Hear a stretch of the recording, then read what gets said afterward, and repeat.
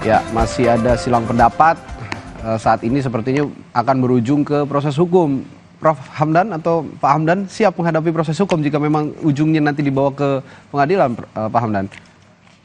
Ya, tentu kami siap dengan segalanya. Dokumen-dokumen banyak sekali yang saya sekarang pegang, saya miliki yang dikumpulkan. Pernyataan dari Kadinda, ya. Kemudian proses Munaslup. Kita ingin mencari memang apa sih sebenarnya alasan Munaslup yang kita cocokkan dengan anggaran dasar dan anggaran rumah tangga. Sampai sekarang ini saya belum menemukan satu pun alasan yang bisa masuk akal begitu untuk sebagai pelanggaran prinsip anggaran dasar dalam pelaksanaan Munaslup. Ya. Begitu juga dalam proses pelaksanaan hukum pelaksanaan Munaslup. Karena begini, jadi anggaran dasar rumah tangga Kadin ini bagus sekali, ya. Sangat rinci, sangat jelas, ya, alasan dan apa-apa yang dilakukan ketika dilaksanakan Munaslup ini sangat rinci. Jadi saya kira ini sangat membantu kita dalam merumuskan di manakah dan mengapa kita menyimpulkan bahwa Munaslup ini ilegal gitu. Jadi dan kita buktikan nanti di pengadilan siapa yang benar, ya. Itu betul sekali. Saya kira kita dan Pak Arsyad bicara berdasarkan atas data-data dan fakta. Demikian juga ada hubungan dengan pemerintah daerah. Dari sisi itu juga nyatanya Kadinda itu kan tidak ada masalah juga. Jadi ya, saya kira clear ya. Oke, Pak Hamdan, kabarnya Pak Arsyad juga sudah menyurati Pak Presiden Joko Widodo ya sebelumnya, tapi ujung-ujungnya Presiden mengatakan jangan lempar bola panas ke saya dan meminta alih-alih meminta internal Kadin ini menyelesaikan di internalnya sendiri. Tapi apakah dari gestur atau pernyataan Presiden ini berarti Pak Arsyad memang sudah kehilangan dukungan dari Pak Presiden nih? Padahal sebelumnya kan kita ketahui Pak Arsyad ini dekat sekali dengan Pak Presiden Joko Widodo. Jadi gini, di anggaran dasar itu memang diatur pemerintah itu sebagai pengawas memberikan bimbingan dan arahan dan seterusnya. Tentu sebagai Ketua Umum Kadin, ya, Pak Arsyad itu kembali kepada aturan yang ditentukan oleh undang-undang, bahwa dalam segala hal tentunya arahan binaan dari pemerintah itu menjadi sangat penting. Jadi dalam kerangka itulah surat itu disampaikan, sehingga anggaran dasar dan hasil-hasil Munas kan ditetapkan dengan keputusan Presiden. Ya. Karena itu hubungan antara pemerintah dengan Kadin ini, ya siapapun pemerintahnya, itu hubungannya memang tidak bisa dipisah gitu. Karena dia adalah mitra strategis. Kemudian yang kedua, di anggaran dasar ditegaskan bahwa pemerintah itu adalah merupakan pengawas, melakukan pembinaan, arahan, dan dalam hal tertentu Kadin itu mendapatkan penugasan dari pemerintah, mana ada hal-hal yang tertentu yang menurut pemerintah itu penting dilaksanakan oleh Kadin. Jadi dalam kerangka itu. Ya. Baik, Mas Umam, kalau melihat pernyataan Presiden, apakah memang Pak Arsyad sudah ditinggalkan pemerintah saat ini? Ya, tentu ini menjadi sebuah harapan bahwa dalam proses organisasi ternyata bukan sekedar soal leadership, tetapi juga followership. Dan per hari ini fenomena Munaslup itu menjadi sebuah fenomena yang marak ya, bukan hanya di level organisasi, tetapi juga di partai-partai politik ya.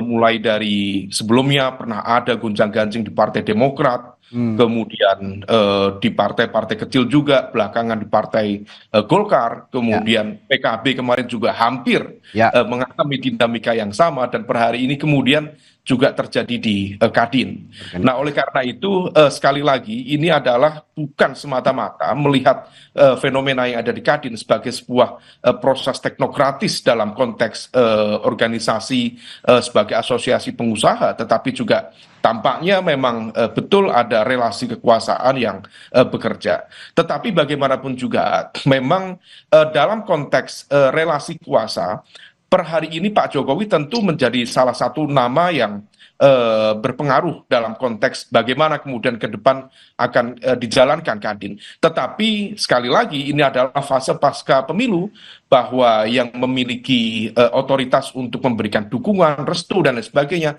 bukan hanya Pak Jokowi tetapi juga Pak Prabowo sebagai bukan sekedar user tetapi dalam konteks partner dalam upaya peningkatan pembangunan ekonomi ke depan. Nah, maka situasi ini sekali lagi tentu akan berujung pada dinamika di pengadilan, bagaimana kemudian dalil-dalil yang tadi disampaikan oleh Pak Bayu, kemudian nanti dikonfrontir dengan yang disampaikan oleh Prof. Hamdan. Tetapi sekali lagi bahwa relasi kuasa akan tetap memberikan dukungan yang cukup menentukan dalam ya bagaimana kemudian Kadin akan dijalankan ke depan. Nah, oleh karena itu memang tidak mudah, tetapi sinyal-sinyal ini saya pikir sudah ditangkap dengan baik oleh Pak Arsyad, dan Pak Arsyad sendiri juga menyikapi situasi ini dengan cara yang cukup smooth, tidak begitu reaksioner, tetapi bahwa semesta politik di Indonesia rasa-rasanya lebih memberikan dukungan kepada Mas Anin dan dinamika kekuasaan ke depan. Iya, nah ini juga sekaligus saya akan tanyakan dalam kesempatan pagi hari ini dalam forum kita yang baik ini, saya juga akan sekaligus meluruskan ataupun mengklarifikasi bahwa kabar-kabar miring di luar sana banyak sekali, Pak Bayu. Kisru ini disinyalir katanya sebagai payback menempatkan Bahlil di Ketua Umum Partai Golkar. Nah, pihak Anindya Bakri dikatakan menagih janji katanya, menjadikan Anindya Ketua Umum Kadin. Apakah benar demikian? Nggak ada itu. Nggak ada intervensi dan tidak ada kaitannya sama sekali dengan politik. Ya. Tapi saya mau tanggapi tadi Pak Prof. Hamdan menyampaikan. Silakan. Ada satu hal yang saya juga setuju dengan Pak Prof. Mengenai ADART Kadin. Memang betul saya sependapat dan saya sangat setuju bahwa ADART Kadin itu sangat rinci, sangat detail, ya, sangat lengkap, ya, sehingga mudah untuk bisa mencari mana yang benar dan mana yang salah gitu. Dan oleh karenanya kami juga sangat yakin bahwa proses kami ini sesuai dengan ADART dan bisa kami buktikan nanti sesuai dengan fakta-fakta hukum yang ada. Tapi tadi sempat disampaikan bahwa Munaslup ini ilegal. Mungkin kurang tepat ya menyampaikannya kalau ilegal hemat saya gitu. Ilegal ini artinya kan tidak berizin. Gitu. Ini izinnya ada keluar. Dan mungkin terminologinya lebih tepat diduga melanggar ADART kan, diduga saja Pak gitu. Bukan ilegal. Bukan gitu. ilegal. Bisa ya. salah statement Diksinya Pak. salah begitu ilegal, ya. Pak. Diksinya salah gitu. Hanya cukup diduga ada Pak, yang gitu. kurang tepat saya kira. Bukan itu. Dari kepolisian tidak ada izin. Kepolisian itu hanya pemberitahuan. Ada izinnya Pak, ada izin. Kalau nggak izin kita dibubarin Pak. Tidak mungkin nggak ada izinnya. Enggak, Pak, pemberitahuan. Jadi izin itu bukan menunjukkan legalitas atau tidak. Siapapun yang memohon untuk melaksanakan acara, pertemuan, kongres atau acara pun harus menyampaikan kepada kepolisian untuk pengamanan. Itu dalam rangka itu. Tentu. Jadi izin kepolisian itu bukan menentukan sah tidaknya sebuah dengan kongres. mengizinkan diselenggaranya acara gitu. Kan gitu Pak. Ya. Jadi yang menentukan sah satu-satu Prof. Hamdan. Saya selesaikan dulu, Pak Bayu silakan. Ya, saya rasa seperti itu.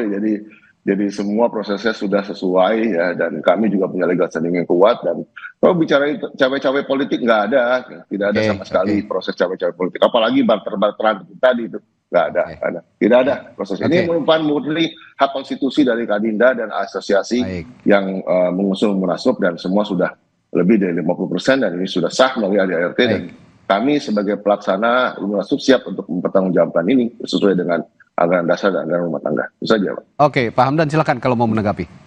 Ya, jadi gini. Jadi kepolisian itu ya bukan karena sudah pemberitahuan ya silakan laksanakan, itu bukan menunjukkan legalitasnya sebuah Munaslup. Ya, memang ada kewajiban polisi tidak perlu memperhatikan, tidak ada penelitian lebih dalam Munaslup ini apa siapa, kemudian dia tidak mengeluarkan atau menolak, bukan. Jadi undang-undang itu mengharuskan setiap yang melaksanakan keramaian ataupun acara-acara besar seperti ini, dan acara nasional itu memang harus ke Mabes Polri untuk menyampaikan pemberitahuan. Keluarnya itu bukan berarti legalitasnya, bukan. Legalitas itu sangat tergantung pada sah tidaknya Munaslup itu menurut aturan organisasi. Jadi itulah Artinya, yang kita artinya, maksud itu ilegal gitu. iya, kalau ilegal pun juga harus ada penetapan hukum kan Pak, tidak bisa disampaikan sepihak kan Pak, gitu kan. Oke. Nggak bisa diduga ilegal saja, gitu. Kita Oke, tidak bisa mungkin menyampaikan. terminologi ilegal ini juga nanti bisa diperdebatkan di dalam proses hukum. Kalau memang saling mengklaim bahwa ini ilegal tapi tidak ilegal gitu ya. Ini salah satu poin yang saya pikir bisa diselesaikan juga secara hukum. Karena menyangkut ADART itu tadi, kan terminologi ilegal dan tidak ilegal atau ilegal dan legal ini kan ada di ADART sebenarnya. Bagaimana membedah ADART Kadin juga kita semua belum tahu dan nanti diselesaikan di proses hukum di pengadilan. Tapi saya juga dalam kesempatan ini saya sekali lagi, kalau tadi saya sudah mengklarifikasi ke Pak Bayu, saya akan mengklarifikasi juga ke Pak Hamdan. Ada kabar juga nih Pak Hamdan, ini supaya clear semuanya. Benarkah sebelum didongkel, katanya kan didongkel nih ya Pak Arsyad ini. Pak Arsyad ini didatangi oleh timnya Mas Anin Dia Bakri untuk meminta tukeran tempat katanya. Siapa yang mendatangi Arsyad dan benarkah ada yang mendatangi? Nah, itu saya tidak tahu. Oke. Saya Tidak tidak ada. mendapat informasi Oke. sampai sekarang. Pak Anin tidak punya ambisi sama sekali untuk Oke, menjadi ya ini kan ya. forum ini sama-sama untuk mengklarifikasi. Kalau memang benar-benar tidak ada, oke. Komunikasi yang dilakukan sebetulnya antara Kadinda dengan para asosiasi para pengusung Munaslup yang Oke. memang berkomunikasi dengan berusaha berkomunikasi dengan Ketua Arsyad. Ya, Bukan dari kubu Pak, bukan dari Pak Anin, bukan. ya. Tapi kalau melihat pernyataan yang kuat dari masing-masing pihak, sepertinya upaya untuk rekonsiliasi lah, islah begitu ya dari Prof. Hamdan dulu. Ada nggak upaya ke arah sana sebenarnya sejauh ini? Kalau bagi Pak Arsyad tentu sangat terbuka. Kita islah kembali kepada aturan anggaran dasar. Jadi istilah tukar tempat tidak bisa begitu saja. Ya, kalau ada tukar-tukar tempat ya tukar tempat melalui mekanisme anggaran dasar gitu. Jadi tidak bisa begitu saja, itu problem gitu. Karena itu tentu islah tetap dibuka, tetap dalam perspektif anggaran dasar, anggaran rumah tangga yang ada. Kalaupun ada yang keluar dari situ, itu kan kesepakatan-kesepakatan yang biasa jadi dicapai. Kalau saya sangat mendorong, ya itu bisa tetap terbuka. Tapi kalaupun tidak, apa boleh buat gitu. Pak Arsyad juga prinsip bahwa kalaupun tidak ada, ya apa boleh buat. Kita sudah siap dengan langkah-langkah hukum yang ada. Gitu. Oke, Pak Bayu gimana? Ada upaya untuk islah?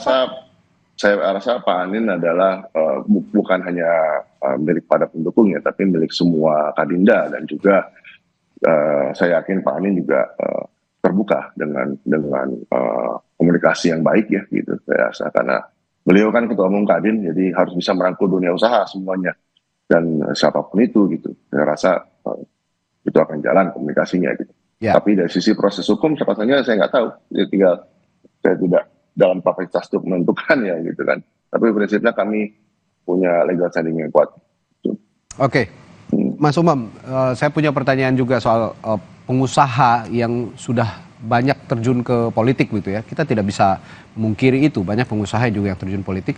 Dan sebaliknya partai politik juga banyak sekali juga yang dimiliki oleh orang-orang yang berlatar belakang sebagai pengusaha begitu. Bias ini sulit dihindari di Indonesia sepertinya. Tapi kalau kondisi ini terus termaintain 5 tahun ke depan lah setidaknya, apa yang terjadi sebenarnya? Dampaknya ke depan, Mas Umam?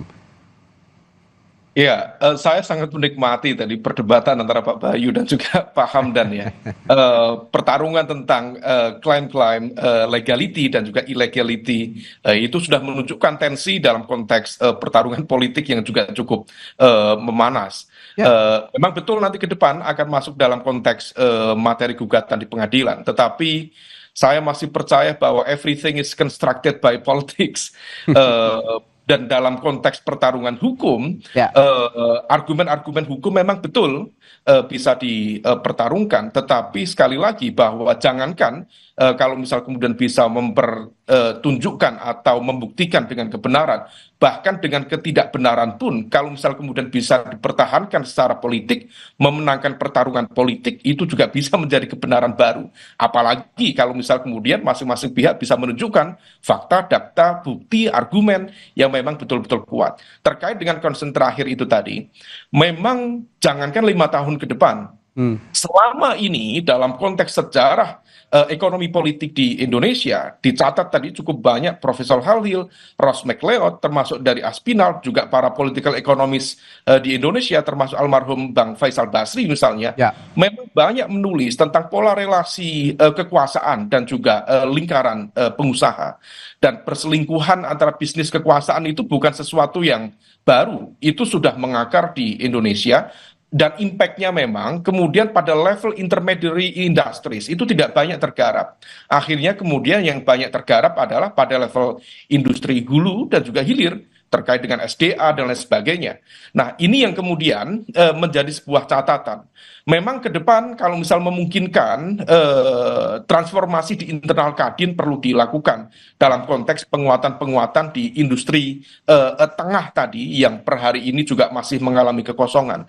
Terlepas dari perdebatan dan juga dinamika di dalam Kadin ini sendiri. Tetapi memang prinsip dalam konteks konflik of interest ya, memang sebaiknya dihindarkan. Meskipun per hari ini kita nggak bicara Kadin secara khusus, dan kita bicara DPR saja misalnya, itu juga merepresentasikan apa yang tadi dipertanyakan, bahwa pola relasi antara entitas politician dan juga entitas bisnis players itu relatif cukup kuat di Indonesia. Dan ini bukan menjadi karakter Indonesia, di banyak negara berkembang, termasuk di Amerika Serikat sendiri, memang memiliki irisan yang cukup besar. Nah, pola relasi ini yang sebaiknya memang tentu bisa tetap beriringan, tetapi profesionalitas dan juga integritas di dunia bisnis yang juga akan berdampak pada konteks pembangunan. Tapi Mas Umam bisa dipertegas dengan baik. Oke, tapi Mas Umam, saya ingin sedikit lebih merinci lagi. Mungkin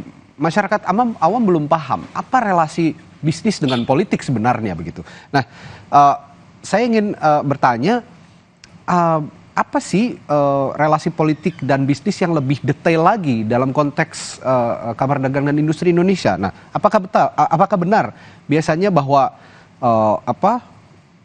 bisnis itu harus punya kedekatan dengan politik, masalah perizinan misalnya. Makanya Kadin sebagai organisasi untuk usaha digunakan untuk melobi pemerintah dan mendapatkan daya tawar. Apakah demikian?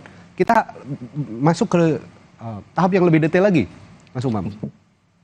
Ini pertanyaan cukup sensitif ya, tetapi saya mencoba untuk masuk pada ranah teoritik. Memang cukup banyak kajian-kajian penelitian tentang ekonomi politik di Indonesia. Proses bagaimana kemudian pola relasi antara politik dan juga bisnis itu seringkali kemudian memunculkan konflik of interest yang kemudian berujung pada kurang teroptimalkannya prinsip integrity dalam dunia bisnis. Akhirnya kemudian perkoncoan, kemudian model-model bisnis berbasis patronase itu menjadi cukup kuat. Sehingga kemudian lembaga atau perkumpulan atau asosiasi akhirnya kemudian menjadi sebuah ajang perburuan rente, baik dalam konteks pembagian proyek atau dalam konteks perizinan dan lain sebagainya. Tetapi itu adalah sebuah catatan yang bukan hanya dalam konteks satu dua lembaga tertentu, bagi semuanya. Karena yang terpenting adalah bagaimana meletakkan dunia bisnis ini betul-betul produktif. Bukan sekedar kemudian menjadi bagian dari pola relasi kuasa yang justru akan melemahkan akar-akar dari dunia bisnis itu sendiri. Nah, ke depan kalau misal kemudian memungkinkan transformasi Indonesia, transformasi ekonomi politik di Indonesia tentu bisa diletakkan pada basis integriti yang kuat, yang memadai, bukan sekedar kemudian memperkuat pada basis industri hulu dan juga hilir yang endingnya juga dalam konteks perdagangan SDA dan lain sebagainya, tetapi betul-betul bisa memperkuat di basis intermediary industries yang per hari ini masih kosong di Indonesia. Baik, terakhir saya ke masing-masing narasumber saya, Pak Bayu dulu. Ada yang ingin disampaikan di forum ini untuk terakhir kali, dan jika memang konteksnya untuk menghadapi proses hukum, Pak Bayu? Gimana? Ya, jika konteksnya untuk menghadapi proses hukum, apakah ada yang mau disampaikan dalam forum pagi ini? Ya, saya sampaikan tadi, saya ulangi lagi bahwa kami siap mempertanggungjawabkannya.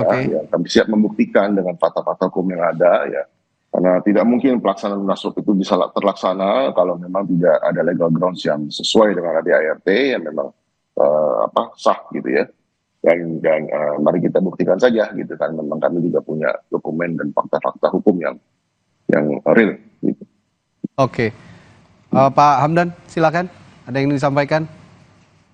Ya, memang saya melihat pelaksanaan munaslup ini memang sangat politis ya.